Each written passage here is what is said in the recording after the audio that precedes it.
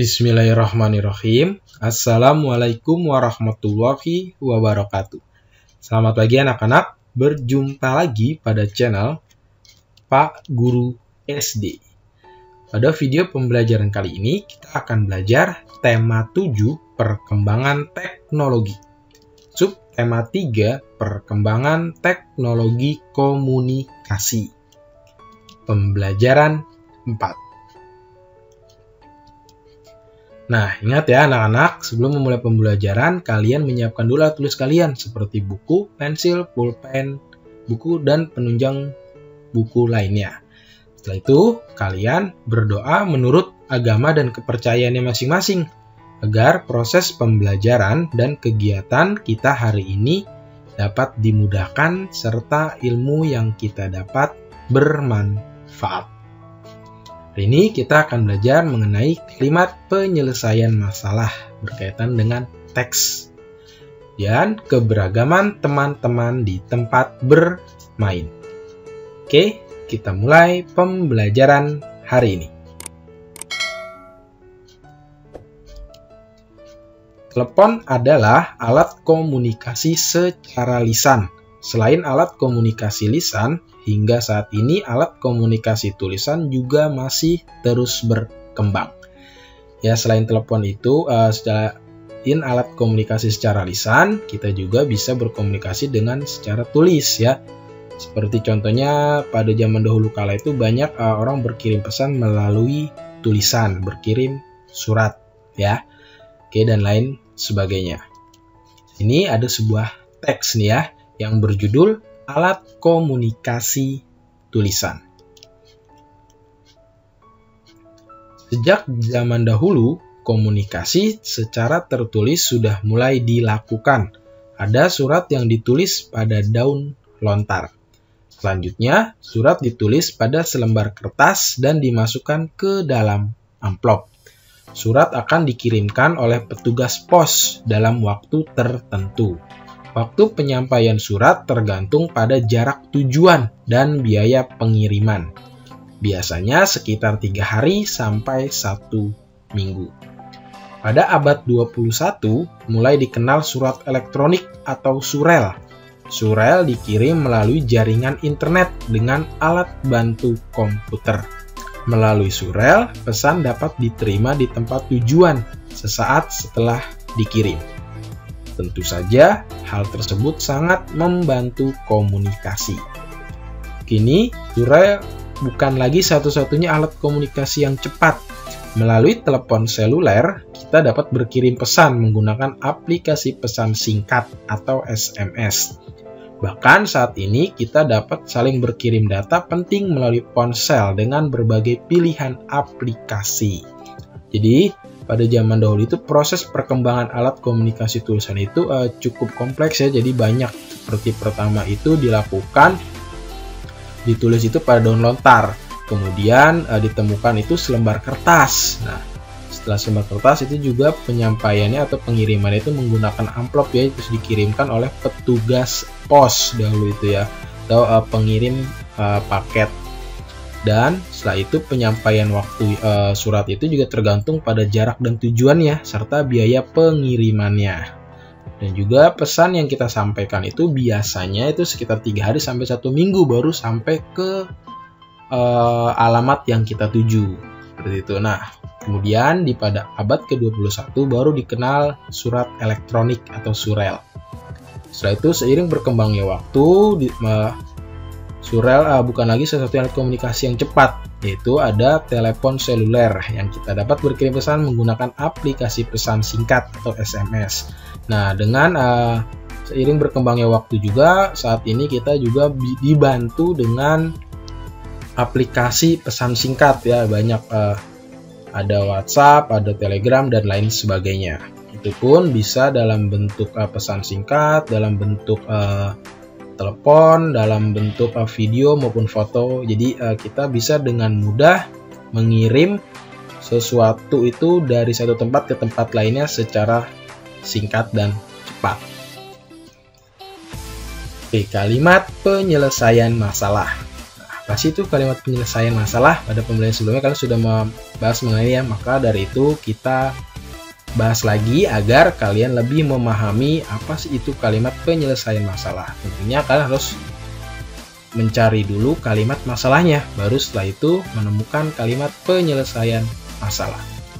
Jadi kalimat masalah. Kalimat masalah adalah kalimat yang mengandung suatu permasalahan dan membutuhkan penyelesaian, solusi atau jalan keluar. Nah, selanjutnya kalimat penyelesaian masalah yaitu sebuah kalimat yang menunjukkan penyelesaian dari sebuah masalah. Jadi kalimat penyelesaian masalah itu ada setelah kalimat masalah tentunya ya. Kalian temukan dulu masalahnya itu apa, baru setelah itu kalian membuat kalimat penyelesaian masalahnya. Nah, di sini ada sebuah contoh teks ya. Zaman dahulu komunikasi dilakukan melalui surat ditulis pada selembar kertas dan dimasukkan ke dalam amplop. Ini berkaitan dengan teks yang tadi ya. Surat akan dikirimkan oleh petugas pos dalam waktu tertentu. Waktu penyampaian surat tergantung pada jarak tujuan dan biaya pengiriman. Biasanya sekitar 3 hari sampai 1 minggu. Nah, ini memakan waktu yang lama ya. Kini, surat tulis bukan lagi satu-satunya alat komunikasi. Melalui telepon seluler, kita dapat berkirim pesan menggunakan aplikasi pesan singkat atau SMS.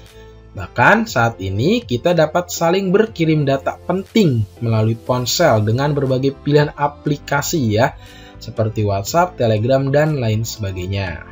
Oke, dari kalimat ini, dari teks ini ya, jadi apa sih itu masalahnya? Kemudian kita buat penyelesaian masalahnya. Di kalimat masalahnya itu, zaman dulu komunikasi dilakukan melalui surat ditulis pada selembar kertas dan dimasukkan ke dalam amplop yang dikirim melalui tukang pos membutuhkan waktu yang sangat lama, yaitu ada di paragraf pertama. Kemudian penyelesaian masalahnya adalah, nah pada saat ini alat komunikasi melalui telepon seluler kita dapat berkirim pesan menggunakan aplikasi pesan singkat atau SMS. Bahkan saat ini kita dapat saling berkirim data penting melalui ponsel dengan berbagai pilihan aplikasi. Jadi kalimat masalahnya itu berkaitan dengan zaman dahulu kala ya. Jadi zaman sebelum adanya secanggih alat komunikasi telepon seluler. Jadi kita itu masih berkirim surat ya, dibantu oleh petugas pos dalam pengirimannya. Itu memakan waktu yang cukup lama, 3 hari sampai 1 minggu. Kemudian kalimat penyelesaian masalahnya itu, nah sekarang melalui telepon seluler kita dapat berkirim pesan menggunakan aplikasi pesan singkat. Bahkan saat ini kita dapat saling berkirim data penting melalui ponsel dengan berbagai aplikasi pilihan. Oke, paham ya anak ya? Jadi kalian tentukan dulu masalahnya itu ya pada kalimat yang mana atau pada paragraf yang mana, kemudian baru kalian membuat kalimat penyelesaian masalahnya itu berkaitan dengan teks tersebut. Oke, selanjutnya adalah keberagaman di tempat bermain.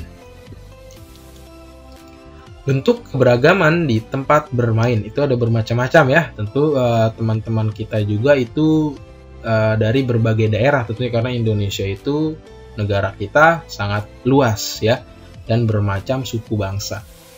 Pertama itu ada keberagaman suku bangsa. Selanjutnya itu ada keberagaman adat istiadat. Nah, dalam teman bermain kita atau teman sekeliling kita tentu itu ada yang dari daerah. Contoh misalkan kamu itu dari daerah Sunda, ada juga teman kamu pasti yang dari daerah Jawa, ada yang dari daerah Kalimantan, ada yang dari daerah Sumatera. Nah, tentu itu berbeda suku bangsanya dan adat istiadatnya pasti berbeda setiap daerah. Kemudian ada keberagaman bahasa daerah. Nah, tentu keberagaman bahasa daerahnya pun berbeda. Tapi karena kita Negara Kesatuan Republik Indonesia, bahasa kita disatukan dengan bahasa Indonesia. Namun, apabila kita bepergian ke daerah-daerah terpencil, itu masih menggunakan bahasa daerahnya. Oleh sebab itu, alangkah baiknya jika kita memahami bahasa di mana kita akan menuju tempat tersebut. Selanjutnya, itu ada keberagaman budaya. Nah, budayanya tentu berbeda-beda juga ya. Dan selanjutnya ada keberagaman sifat. Oke, jadi dalam kalian bermain atau di lingkungan kalian, tentu keluarga teman kalian itu berbeda-beda suku bangsa, adat istiadat, bahasa daerah, budaya, dan sifatnya. Sekalipun itu ada sama, kemungkinan seperti contoh di Jawa Barat pun itu ada bahasanya itu ada beberapa yang berbeda. Kemudian juga ada adat istiadatnya pun berbeda. Kemudian ada sifatnya juga tentunya berbeda.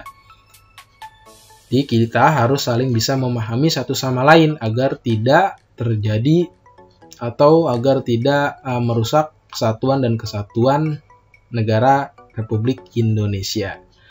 Jadi kita apabila bermain dengan teman yang memiliki keberagaman suku bangsa, kita harus memahaminya dan kita harus menerimanya tanpa mengucilkan atau tanpa kita tidak mau bermain dengan teman tersebut. Oleh sebab itu kita bermain itu dengan siapa saja. Yang penting satu, kita tidak boleh merusak sebuah pertemanan dengan kita mengucilkan teman tersebut. Ya, itu adalah keberagaman.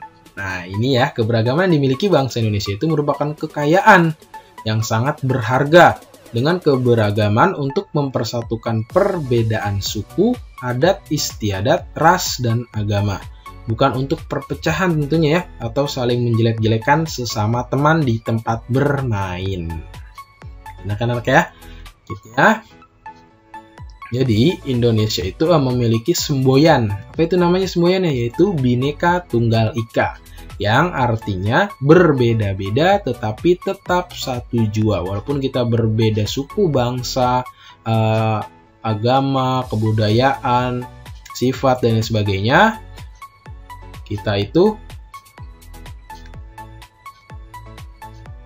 disatukan dengan semboyan yaitu Bhinneka Tunggal Ika, yang artinya itu berbeda-beda tetapi tetap satu, yaitu apa? Negara Republik Indonesia. Nah, makna semboyan Bhinneka Tunggal Ika itu mengandung bahwa walaupun bangsa Indonesia terdiri atas berbagai macam suku bangsa, adat istiadat, ras, agama, dan sifat, serta asal daerah yang beraneka ragam, namun keseluruhannya merupakan suatu persatuan dan kesatuan.